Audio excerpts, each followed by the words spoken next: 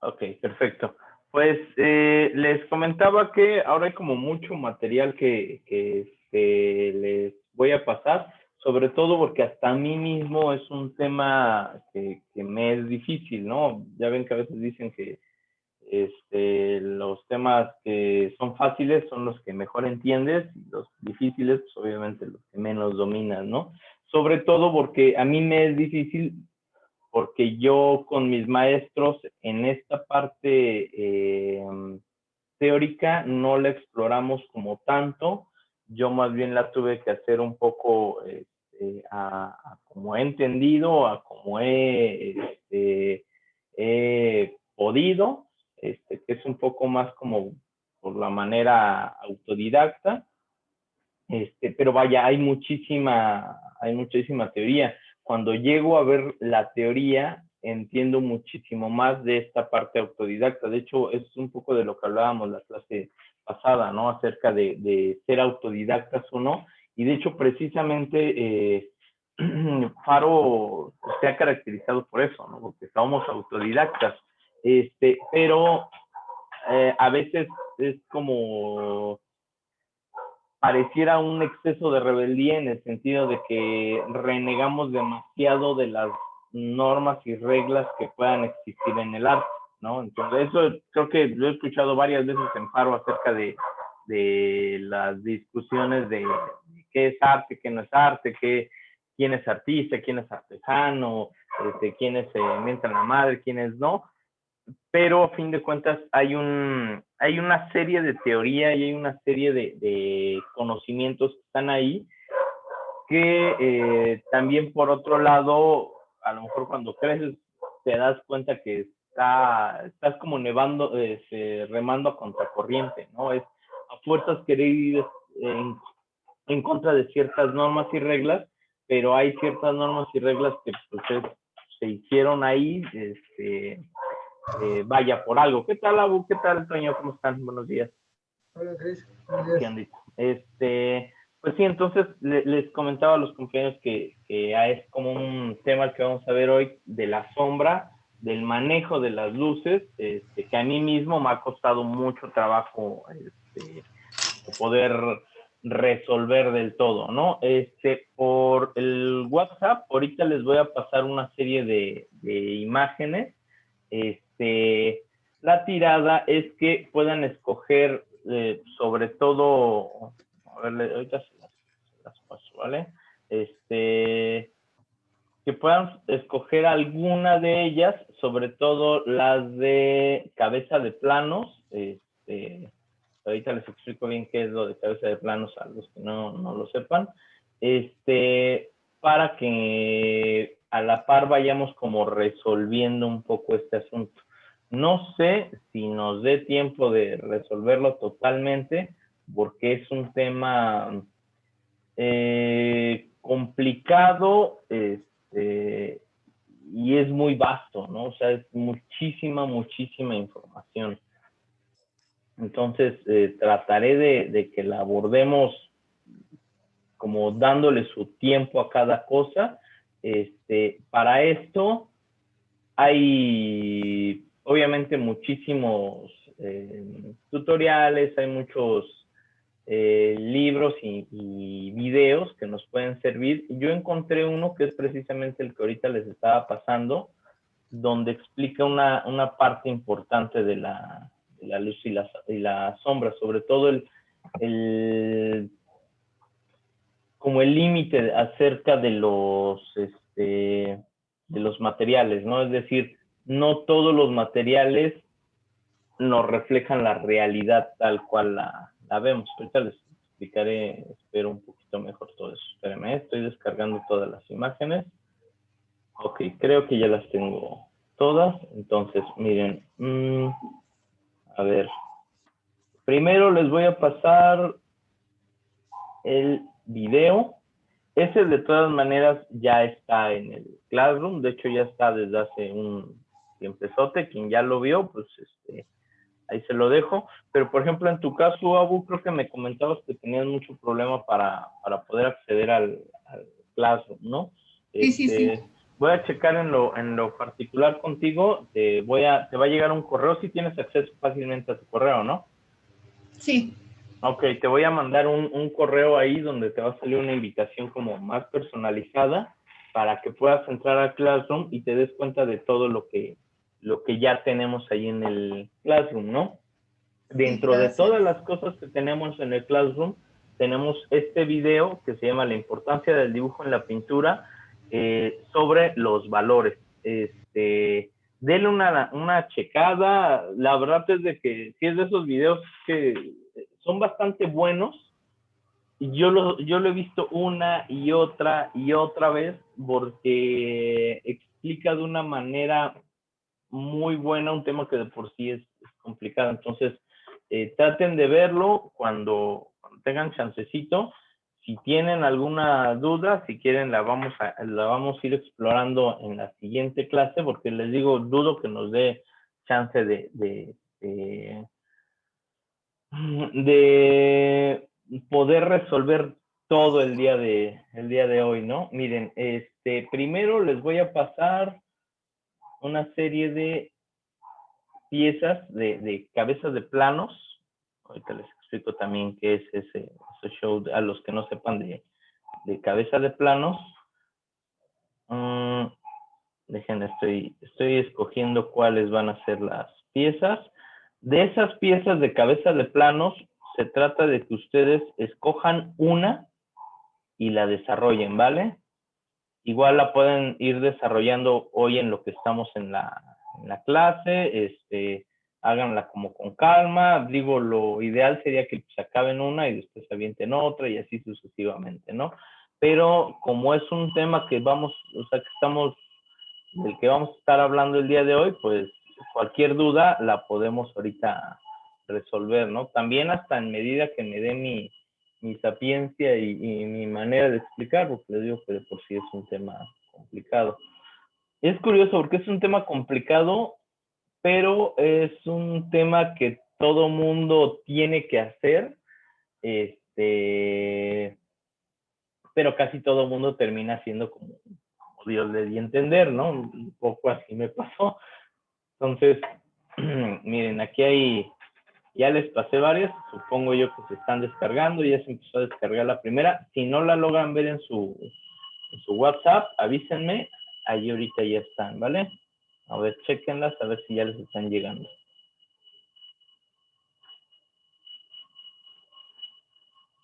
Y ahora voy a subir otras imágenes. Estas se las voy a subir en otro formato después, pero ahorita por la premura, se las subo nada más en fotografía, pero si me da chance, yo creo que va a ser hasta mañana cuando las descargue, porque ahora sí va a ser de esos días medio atareados. Entonces. Sí, Cris, ya llegaron. Ya les llegaron, ¿no?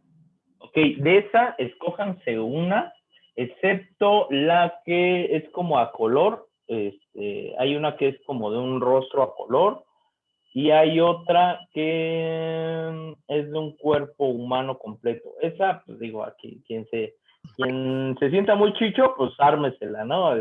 Pero esa está más compleja. Pero bueno, va a explicar parte de lo que quiero. Y les acabo de mandar otras 3 imágenes, que es precisamente del libro de técnica de materiales, pero este tema en específico es más de ustedes, es más del dibujo, ¿no? Como ya se darán cuenta, lo que vamos a ver el día de hoy, pues es sombra, ¿no? Sombra y luces. Entonces, aquí viene un texto que no sé si les ha pasado de repente que agarran como un folletito de lo que sea y les da un montón de verdades comprimidas, pero cuando terminan de leerlo es así como ya, o sea, me acabas de abrir casi la caja de Pandora, pero no me estás me estás dejando nada más como con el puro saborcito, ¿no? Hay un montón de otras cosas que me podrías hablar. Entonces, la verdad es de que lo estaba leyendo ayer y otra vez ahorita, pero me da miedo perderme alguna cosa, ¿no? O sea, como algún detallito. Entonces, pues voy a tener que aplicar la de maestro de primaria y tal cual leérselos, ¿no? Porque estoy seguro que voy a perder algunos detalles. Entonces, tal vez si lo leemos, pues se los pueda transmitir de la mejor manera, además de que, como les decía, son como pequeñas máximas, y tal vez de repente nos detenemos en algunas, ¿vale? Como les decía, este precisamente es el capítulo 1 del libro que les he estado mandando. Dice, la línea es simplemente contorno.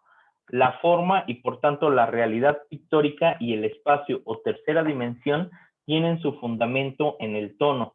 Sin la intervención del color y tan solo con el empleo del blanco y el negro, como vemos en el grabado monocromo o en la fotografía, podemos dar una impresión sólida y espacial de la forma real.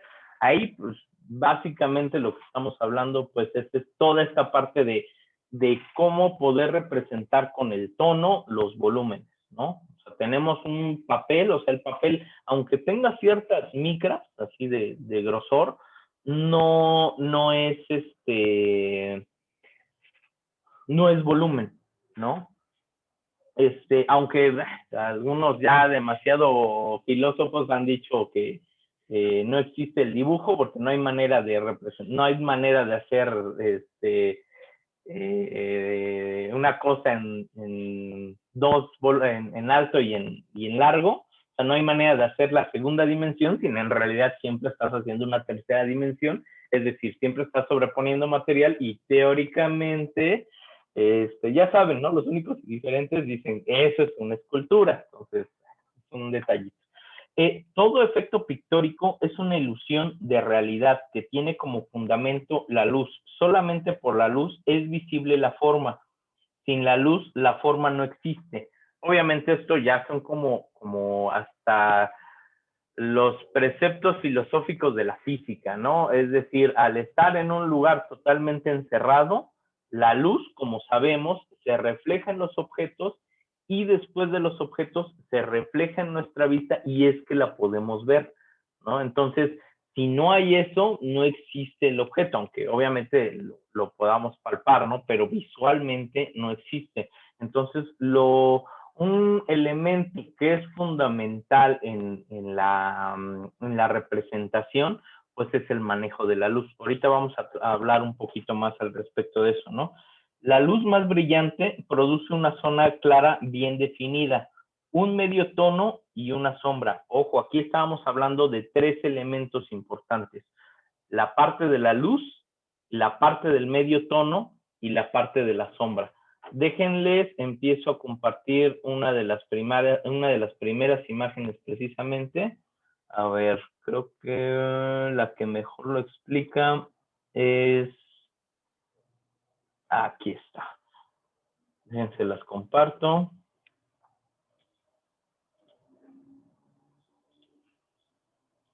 Aquí la tenemos, ¿no? Esta es como en lo más burdo posible, ¿no? Es decir, estamos hablando de 3 elementos. La luz, que sería esta parte, por ejemplo, aquí viéndolo en el cajón, si ustedes se dan cuenta, sobre todo se nota mejor, creo yo, en el primero y en el segundo cajón. En el primero se nota la parte de la luz, la parte de la sombra y la parte del medio tono. En las figuras está en la segunda y en la tercera la parte de la luz representada casi por la parte frontal. La parte del medio tono está representada por la tapa de la cabeza y la parte de la sombra, obviamente, pues por la lateral, ¿no?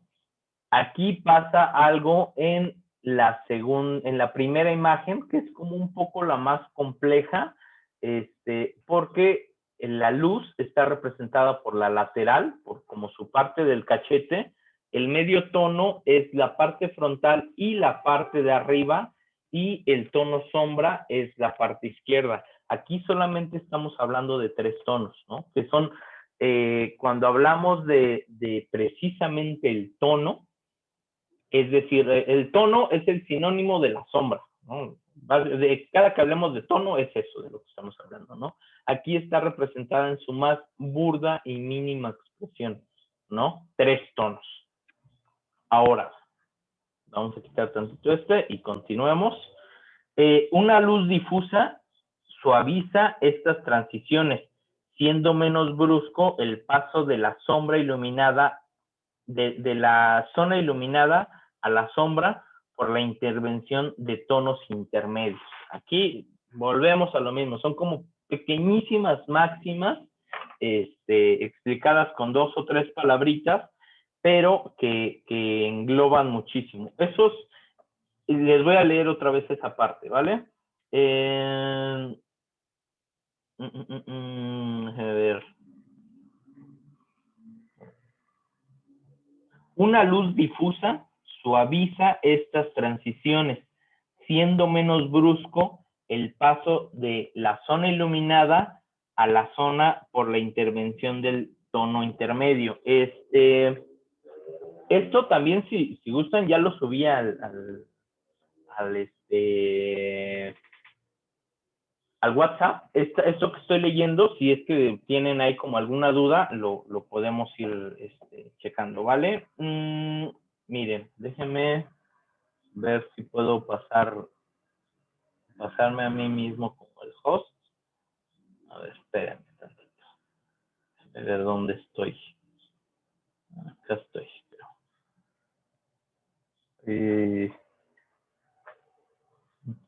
Acá estoy.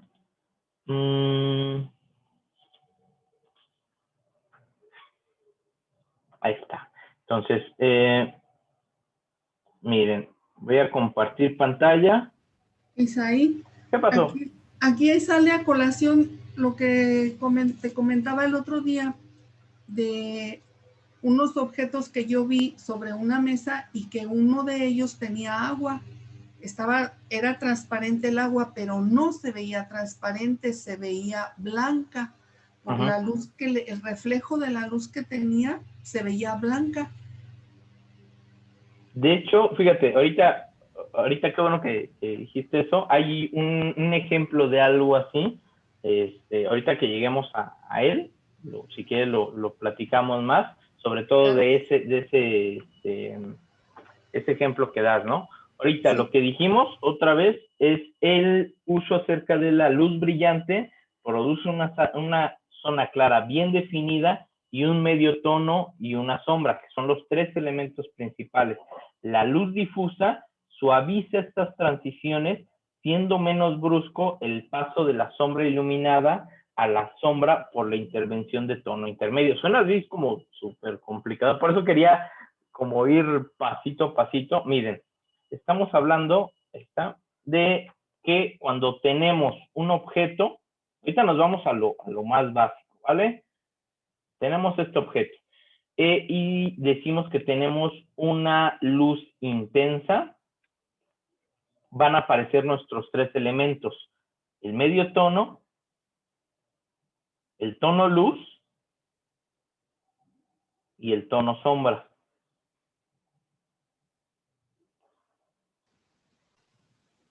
Sería esto.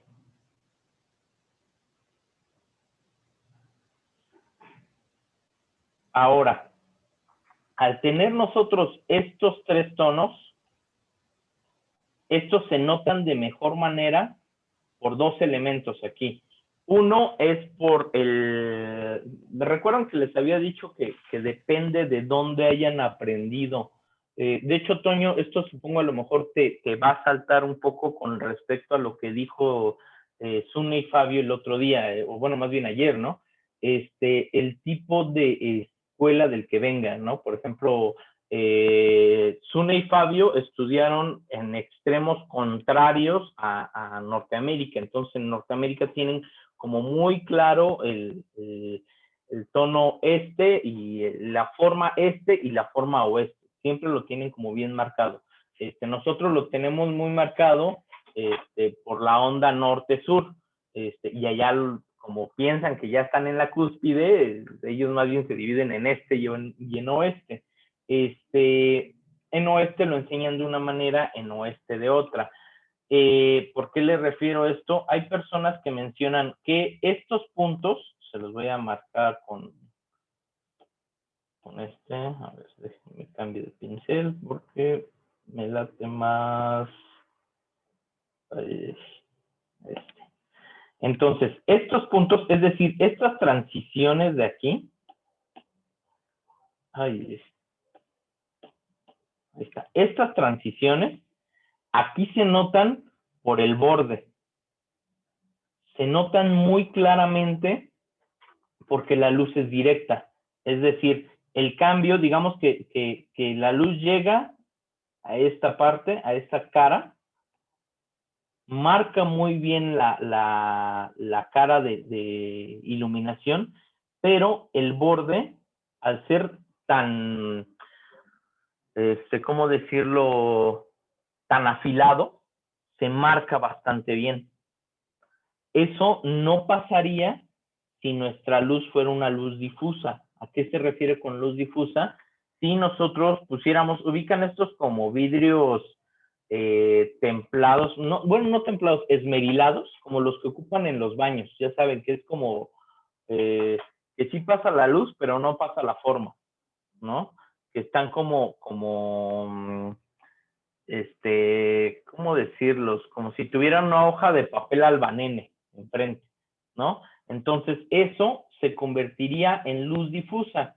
Aquí llega como directa y después se convierte en una luz difusa que haría que estos, que conocemos como bordes, o en la forma norteamericana los conoceríamos como edges, ¿no? Entonces, estas partes serían también un poco más difusas, ¿no? A eso se refiere con la luz directa, es decir, con esta luz sin el vidrio o con una luz que le esté incidiendo algún otro elemento, ¿no? Se volvería difusa. ¿Sí me entienden hasta ahí, no? Ahí creo que vamos bien. Ok, entonces, y fíjense, apenas vamos como en la primera hojita, en el primer cachito de esta hoja, ¿no? Cuando la luz se proyecta directamente sobre un objeto, el área de máxima claridad es la que los planos están en ángulo recto con la luz. Esto, pues bueno, se entiende fácilmente, es, si se dan cuenta, aquí está casi de manera directa. Por eso es que podemos ver este plano como la luz, ¿no? Eso creo que no hay como mayor problema. Inclusive aquí lo dice, ¿no? El área de máxima claridad es la que los planos están casi en ángulo recto con la luz. Aquí, prácticamente es esta la que está en morado. Las áreas de medios tonos son las situadas oblicuamente a la dirección de la luz. Por ejemplo, aquí en este caso sería la tapa, ¿no? Otra manera en la que esta tapa quedara como en un medio tono sería si esta tapa estuviera en este ángulo. Entonces quedaría todavía un medio tono, pero, a ver, déjenme, borro esto.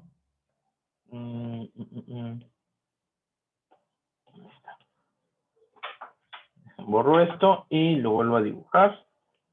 Si esta tapa fuera como estas cajitas de leche, ya saben, esta quedaría en un medio tono, pero más suave. Porque sí le llega la luz, pero no le llega tan directamente, ¿no? Entonces, a ver, acá está.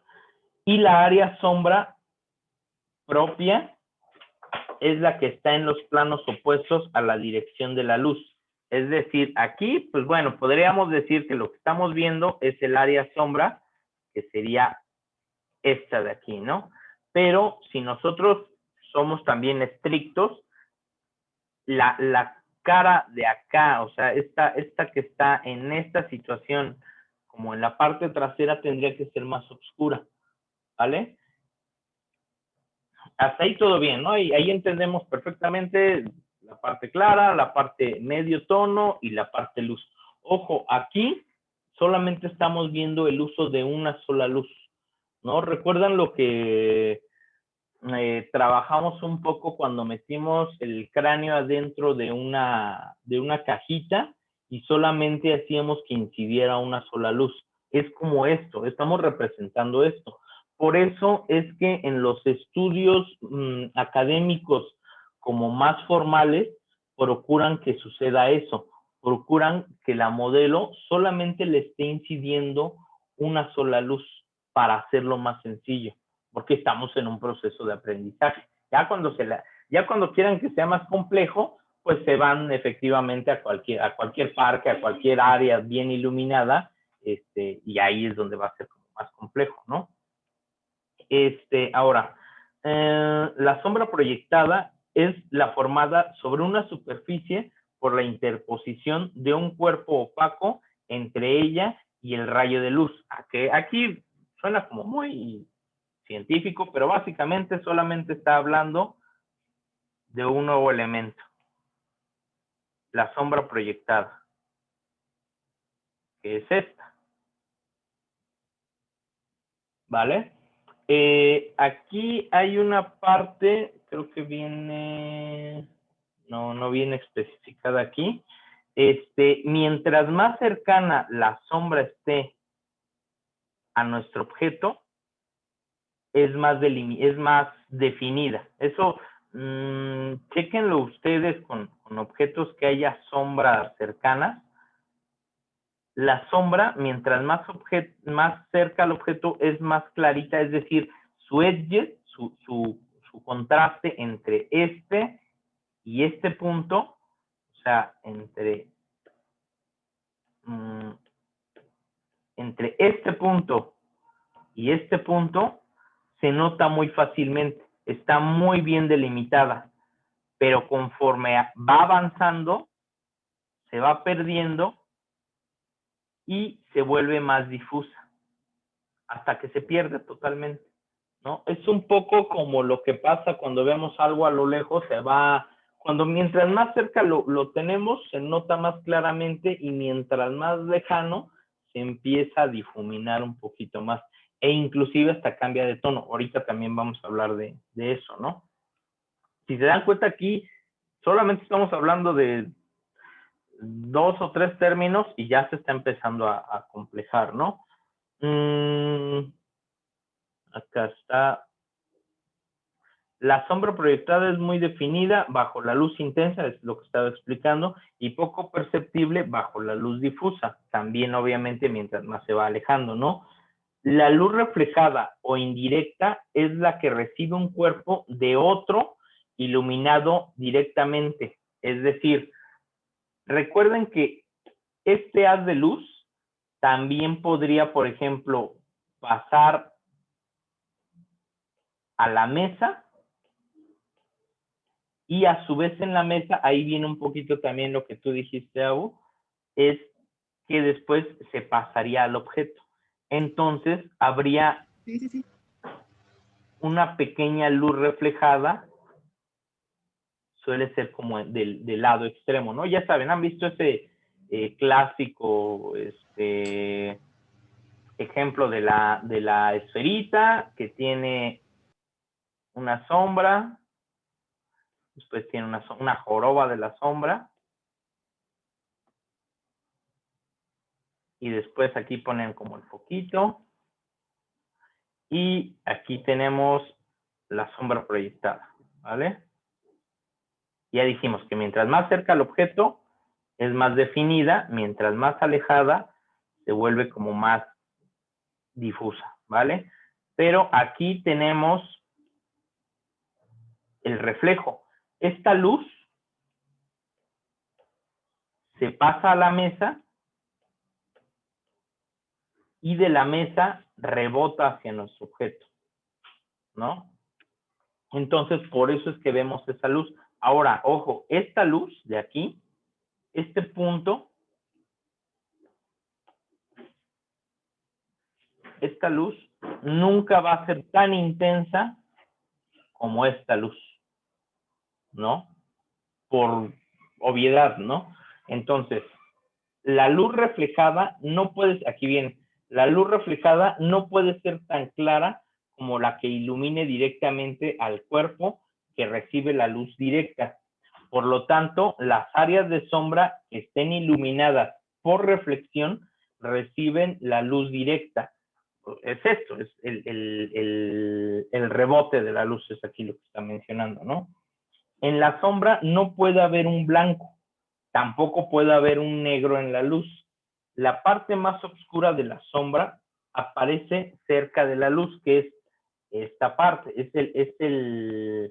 la joroba de la joroba de la sombra, ¿no? Comúnmente en la parte más oscura se encuentra en alguna parte de la joroba. Aquí es un elemento como sencillo, vaya, complejo se vuelve si estuviéramos hablando de un objeto como estos. Quizás aquí, así, así y así, ¿no? Ahí ya se empieza a complejar. Entonces volvemos a lo mismo. Tenemos la luz, entonces quizás al tener la luz tendríamos la luz más intensa en esta parte, el medio tono sería este, el tono más oscuro quizás andaría por acá y quizás lo podríamos encontrar por acá abajo.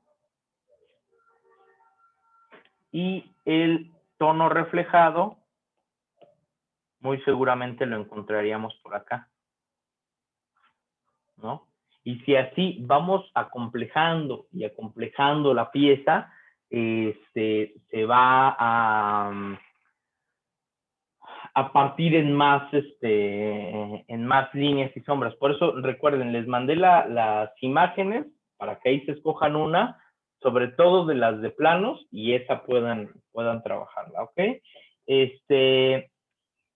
Ahora, a ver, déjame ver, me quedé en la reflexión. En la sombra no puede haber blanco, tampoco puede haber negro en la luz, por la parte más oscura de la sombra, aparece cerca de la luz. Ok.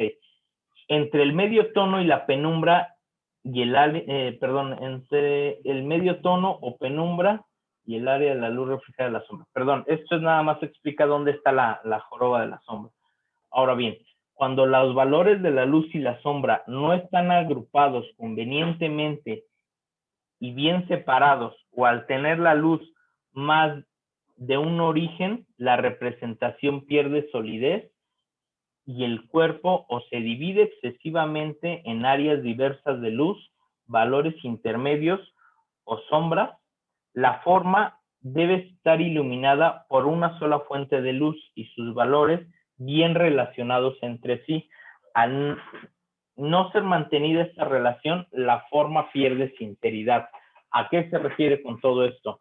Primero, que por cuestiones de enseñanza, como bien les decía, lo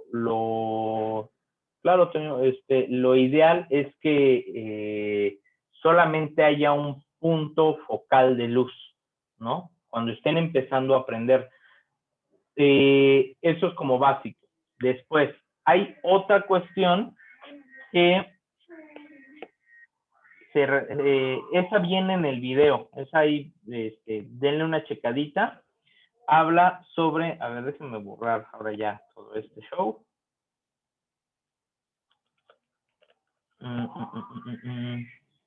Ahí está.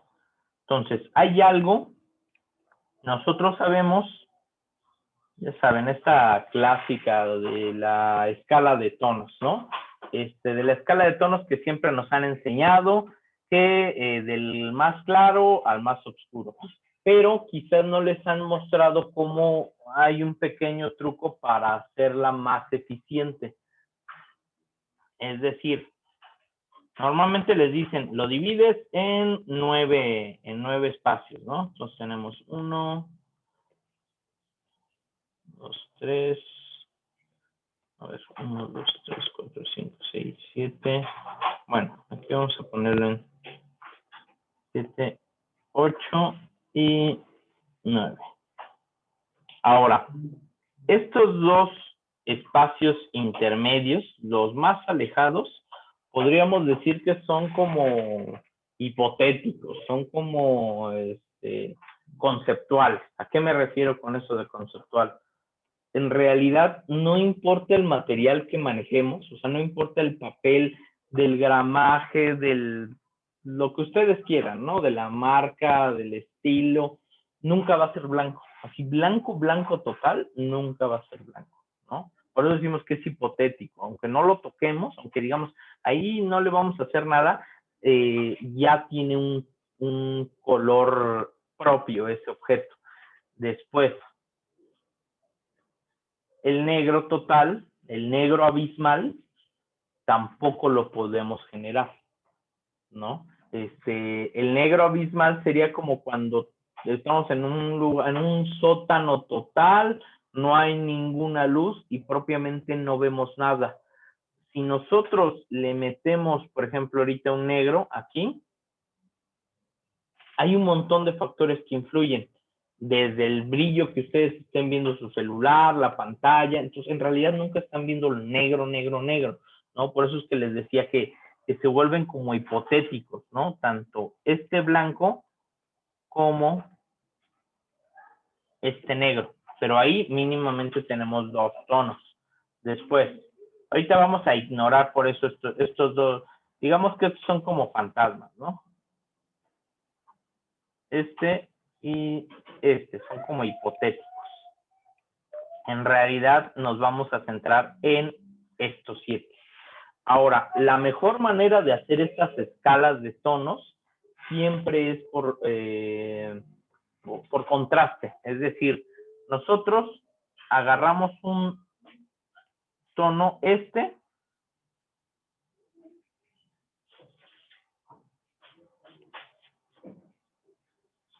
nuestro medio tono, tal cual, ¿no? Aquí se está cumpliendo, recuerdan de los 3 elementos que hablamos en un inicio, como la luz, la sombra, aquí obviamente tendría que ser muy oscuro.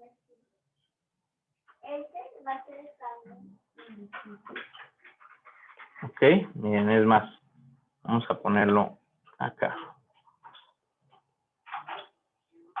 Es este. Recuerden que o sea, no vamos a llegar nunca al negro total, pero bueno, vamos a intentarlo, ¿no? Y aquí en el blanco total, pues tampoco nunca vamos a llegar a él, pero bueno, ahí está. Entonces, aquí ya tenemos, digamos que, a ver, dejen buscar una figura geométrica que más o menos explique esto que quiero explicarles. Creo que algo así podría funcionar.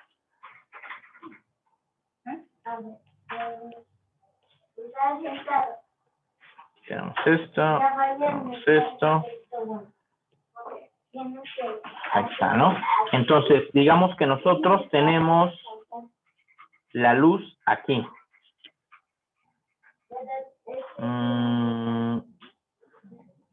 A ver. Me están faltando ahí 2 planitos. Y obviamente la sombra está de este lado. Aquí tenemos el primer elemento, que sería este.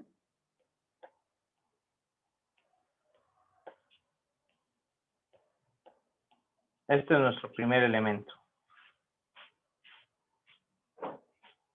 Es A. Después tenemos B, que sería nuestro medio tono. Y después tendríamos, a ver, esto con otro color, C. ¿Vale? Que por C entendemos que sería la parte más oscura. Aquí sería C, este lado, después B andaría por acá y después A pues andaría por acá. ¿Vale? Ahí es lo mismo que hemos estado diciendo. Perdón que ande como redundando tanto, pero es como la única manera que que podamos como estar bien seguros que lo estamos entendiendo, ¿no? Entonces, ya tenemos el extremo más a la derecha, el extremo más a la izquierda. Ahora, para elaborar estas escalas de tonos, lo mejor es siempre buscar los extremos. Es decir, nosotros ya sabemos que aquí es la mitad.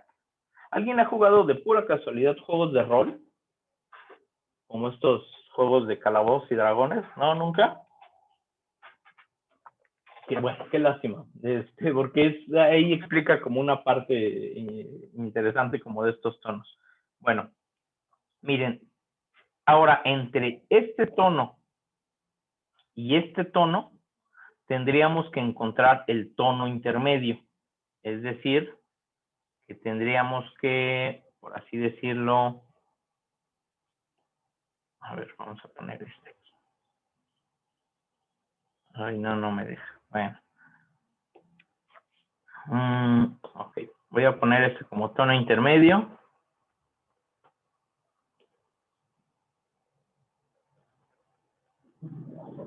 Ahí está. Ahora, como dijimos, entre este tono y este, tengo que encontrar el tono medio, que lo voy a poner como este, más o menos.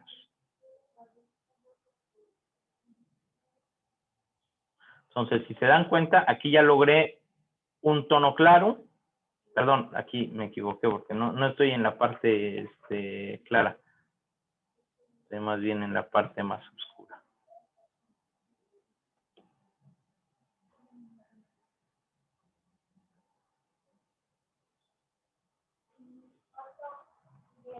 Y pues es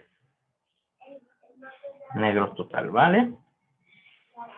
Entonces, entre este tono, que podríamos decir ahora se convirtió en mi blanco, y este que ahora se convirtió en mi negro, tengo mi tono intermedio, ¿no? Entonces, hasta ahí estamos bien, ¿no? Eso está como sencillo. Lo mismo vamos a hacer de este lado. Entre este de acá y este de acá, tengo mi tono intermedio. Ahora sí va a ser claro. Ahí está. Entonces ya saqué ahora otros dos nuevos tonos. Ahora, para sacar estos tonos, volvemos a lo mismo. A este tono intermedio y este tono oscuro, ahora necesito uno que los divida.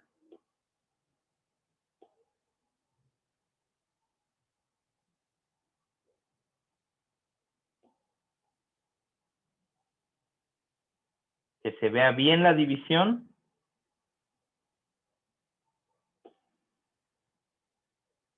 Entre uno y otro. Entonces ahí, si se dan cuenta, se ve claro como un tono más claro, un tono más oscuro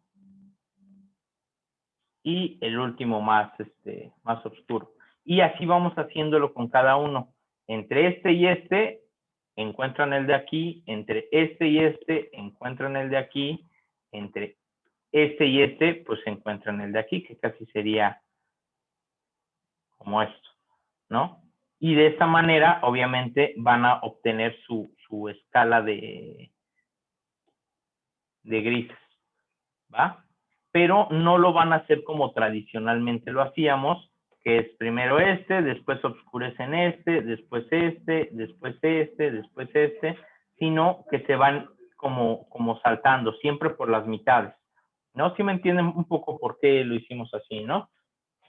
Ok, los valores del tono son cada una de las notas o grises intermedios situados en una escala del negro al blanco. Todo objeto o forma tiene un valor local, que es el que corresponde naturalmente a su superficie y está en relación con uno de los valores de la escala. El valor local se eleva con la luz fuerte y se reduce progresivamente a medida que ésta decrece en intensidad, pero siempre manteniendo la misma relación con los valores vecinos. Aquí ya se empieza a volver un poco más complejo Porque, vaya, nosotros, aquí da, más adelantito da un ejemplo que me parece bastante interesante. Imagínense que tenemos una cartulina, ¿no? Tenemos una cartulina que compramos en la papelería, ya saben, blanca, el que sea. Esta es una cartulina blanca, ¿no? Ahí ya está resuelto el asunto. Si a esta cartulina blanca le pasa, este es su valor original, la cartulina blanca, que a su vez debemos de poder encontrarlo en algún punto de nuestra escala de grises. Si a esta cartulina blanca le acercamos un foco, evidentemente va a haber una zona que se ilumine, ¿no? Esa zona se va a convertir en la zona más intensa de luz. Y aquí, como lo dice el texto, si digamos que estaba en un valor 3, esta parte se va a convertir automáticamente en un valor 2 o 1, ¿no? Va a aumentar su valor, ¿no? De luz. Ahora, si en vez de ponerle un foco, agarramos y con nuestra cartulina nos metemos en un cuarto oscuro, en una casa con las luces apagadas, automáticamente la cartulina va a bajar de tono, ¿no? Si teníamos un 3, que era el tono original de la cartulina, automáticamente nuestra cartulina se pasa del 4 al 5, porque está en un lugar oscuro. Ahora, si nuestra cartulina la volvemos origami o la doblamos, ahí pasa otra vez lo que decíamos, ¿no? De que va a agarrar un tono luz, un tono medio tono y un tono sombra, que va a estar como más escondido, ¿no? Otra vez regresamos a los 3 tonos originales. Sí me van siguiendo hasta ahí, ¿no? No está como muy complejo. Sé que es como mucha, de repente, información. Sobre todo es como teórica. A veces es lo difícil, ¿no? Ahora bien, estábamos hablando de algo que se llama las relaciones. Cuando ustedes ven un objeto, digamos que estamos viendo esta pieza y vemos que aquí dijimos que era como más oscuro. Después, de acá tendría que ser el tono intermedio. Un tono intermedio más luminoso. Un tono intermedio más oscuro. Y un tono intermedio todavía, bueno, un tono sombra, por así decirlo. Aquí hay una relación, ¿no? Es decir, aquí, por ejemplo, vamos a decir que hay una relación de 1, 2, 3, 4 y 5. Su relación siempre es de un tono, ¿no? Es decir, entre el 4 y el 3, pues hay un tono de diferencia. Esto es algo que en la naturaleza pasa sin pedirles permiso a ustedes, ¿vale? Pero cuando ustedes dibujan, aquí es donde viene lo importante. Esto también viene explicado en el video. Deben de saber manejar esa relación. Deben de mientras mejor sean entendiendo la relación que hay entre los tonos, más realista se va a ver su objeto. Es decir, cuando hagan de cuenta que este es mi objeto real, entonces yo agarro mi papel y decido crear una copia de este objeto, ¿no? Eso sí, a lápiz. Entonces, yo tengo mi objeto y lo primero que voy a tener que ver, obviamente, pues es la forma, es decir, alto y ancho. Y lo segundo que tengo que ver es la luz. Pero en la luz tengo que entender esta parte fundamental, que es la relación que hay entre los tonos. Aquí ya dijimos que la relación que hay es casi de 1, ¿no? Entonces debo de tratar de lograr lo mejor que pueda esa relación. Es decir, que aquí entre este tono, el que sigue, debo de subirlo un tono. El que sigue, debo de subirlo otro tono.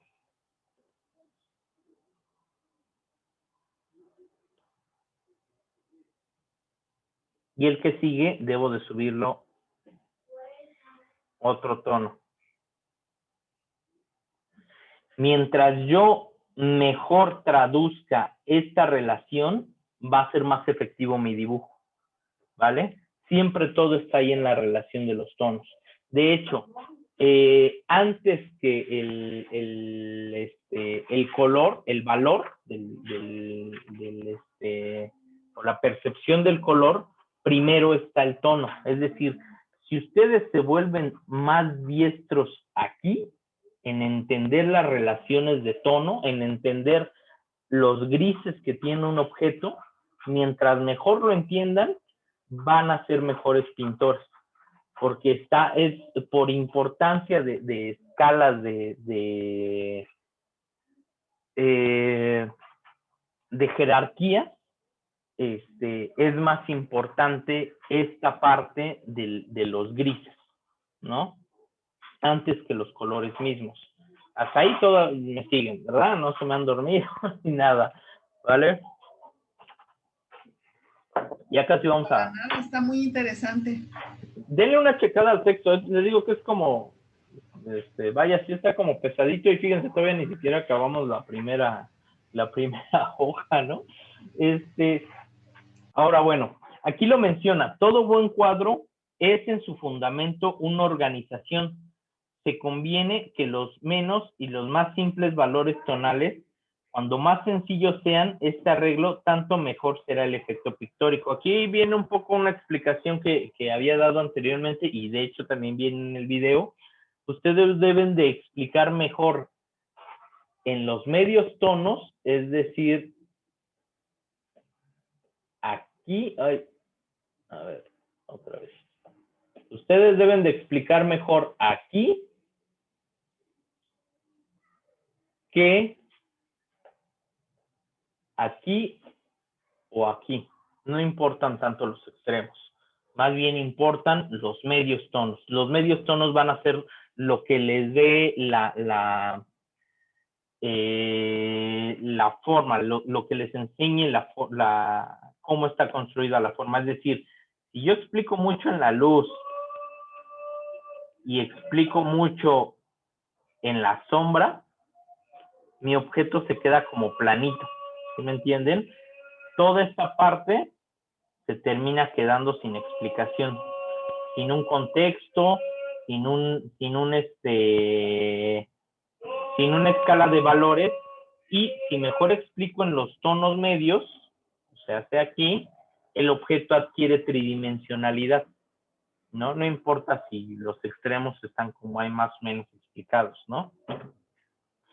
Las formas u objetos tienen un color local, es lo que estábamos hablando de la cartulina, que es en su propia coloración natural, la forma que tiene, es decir, mis hojas de este cuaderno tienen como un amarillento, pero aún así cuando las valoro en relación a las letras, están como muy oscuritas las letras y hay un contraste muy fuerte, ¿no?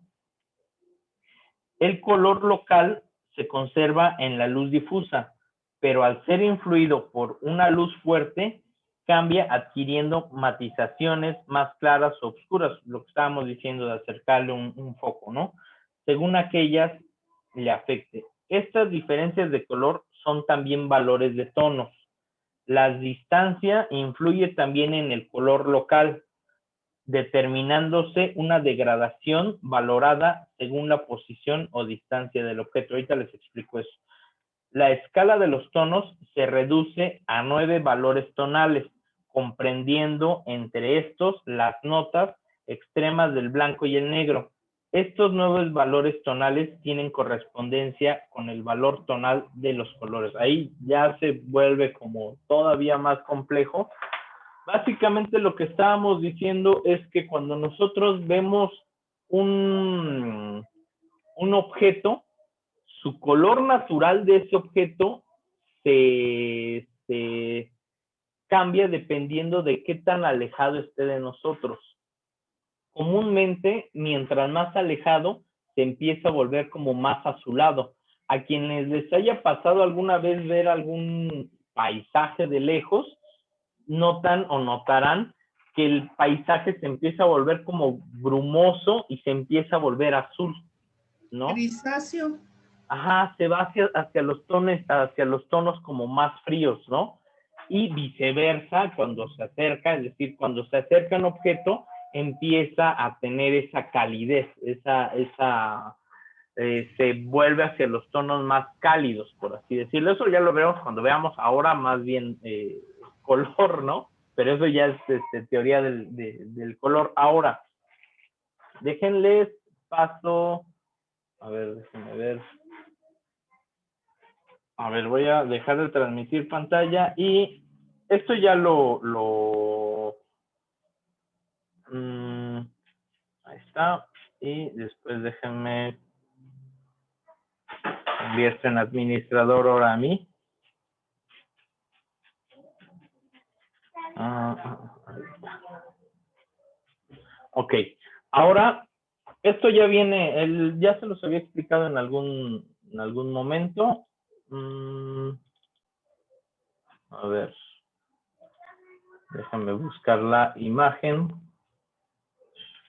Hasta aquí alguien tiene bueno, espero que tengan muchas dudas en realidad, pero supongo que también se deben ir resolviendo poco a poco y pues obviamente con la práctica, ¿no? Déjenme buscar dónde están mis descargas que acabo de hacer. ¿Recuerdan que una vez hicimos un ejercicio acerca de... A ver, déjenme ver dónde puedo buscar como mejor la imagen. Según yo tendría que estar en descargas.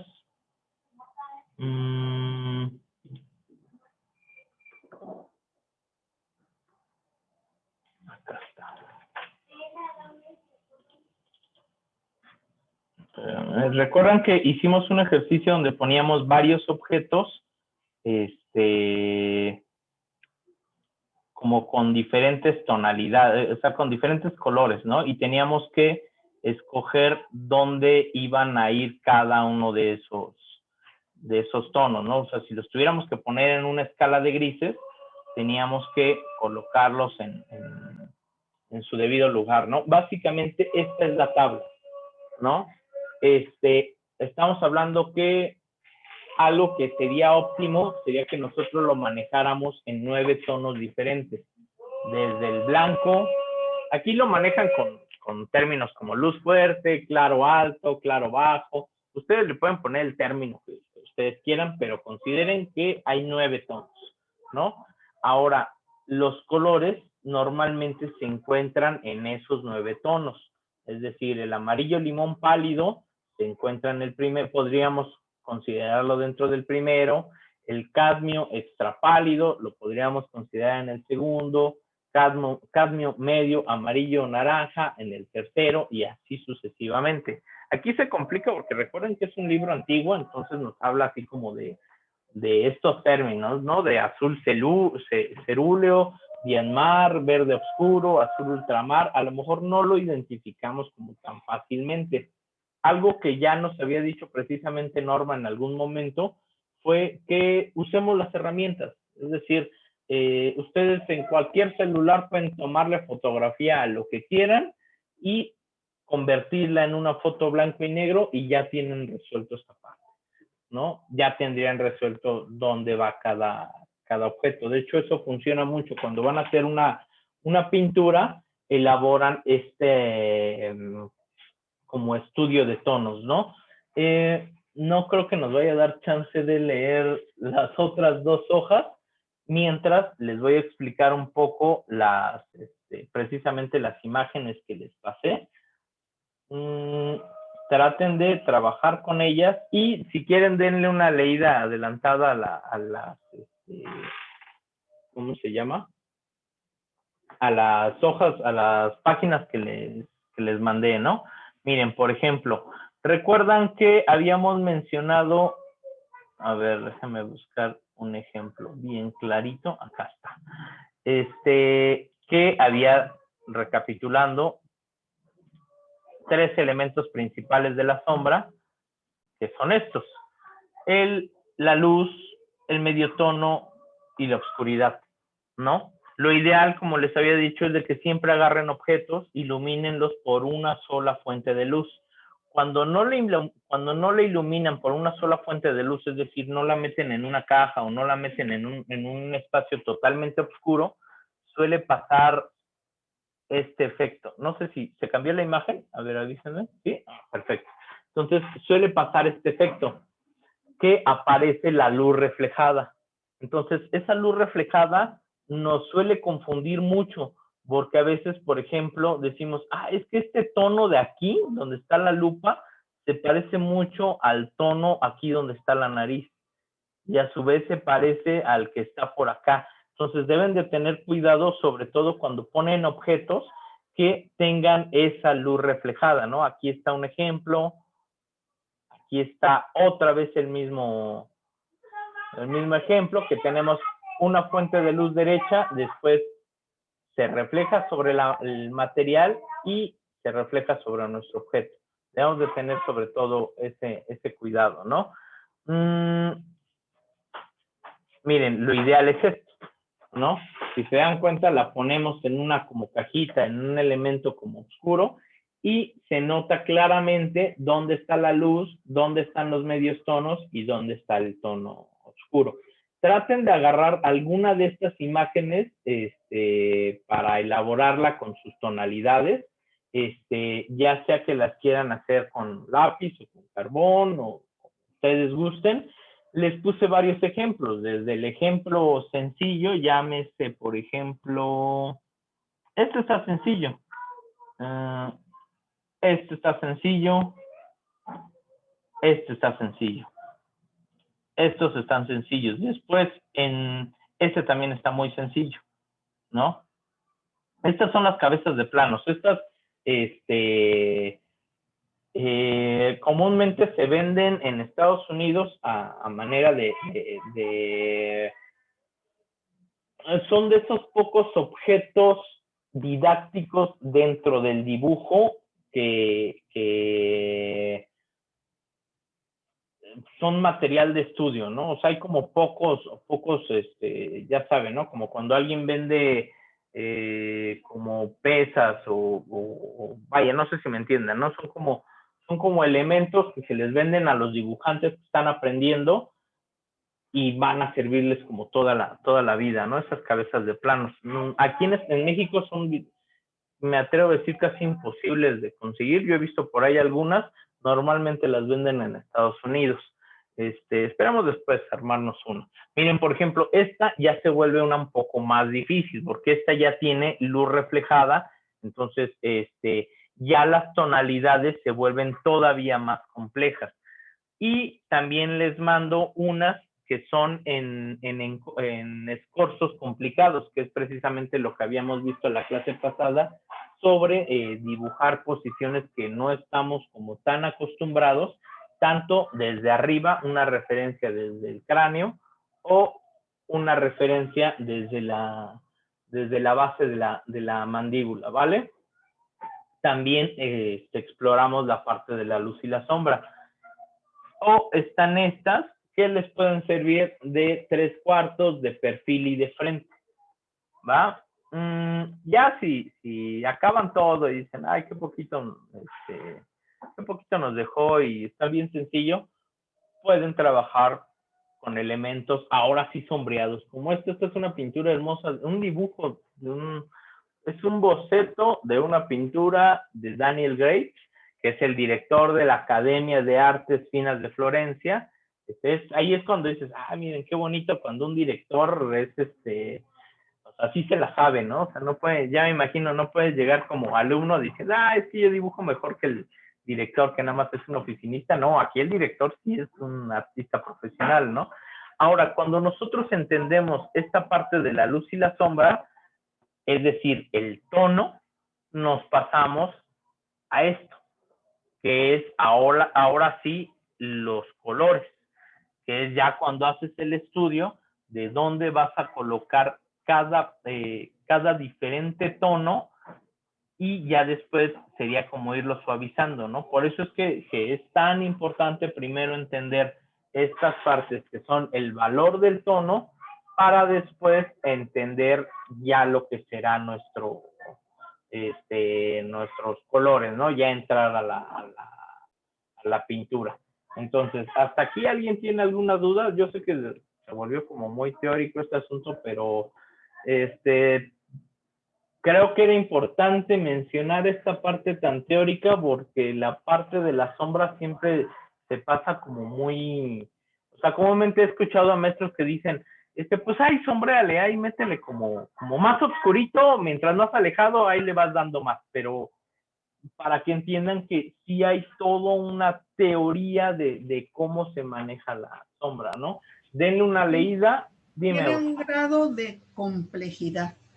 Sí, tiene un grado de muy complejo, pero en realidad si ustedes lo leen y tratan de traspasarlo a palabras más sencillas, es algo que ustedes entienden, ¿no? Es decir, si yo agarro mi plato, que es más o menos claro, si yo lo acerco a la luz intensa se va a volver más claro, si yo lo meto en un cuarto se va a volver más oscuro. Básicamente es esto, nada más que llevado a palabras como más técnicas, más cuadradas, más rigurosas, ¿no? Pero creo que en este caso por eso se los quería leer tal cual, porque estoy seguro que si se los hubiera dicho con mis palabras, hubiéramos hecho una onda tipo teléfono descompuesto, ¿no?